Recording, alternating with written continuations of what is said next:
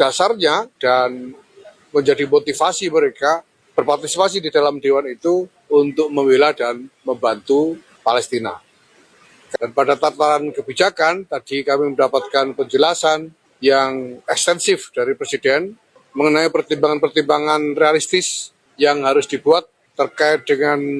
keadaan yang sekarang berlangsung dan peluang-peluang yang tersedia untuk agar Indonesia ini bisa secara lebih konkret, lebih progresif dan mengejar hasil yang lebih nyata berdampak untuk menolong Palestina, termasuk dengan mengikuti atau berpartisipasi di dalam inisiatif yang dibuat oleh Amerika, yaitu Board of Peace ini, dengan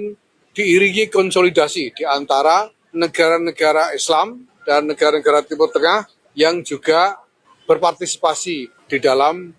Board of Peace tersebut. Sehingga hal-hal yang nanti dilakukan di dalam Dewan tersebut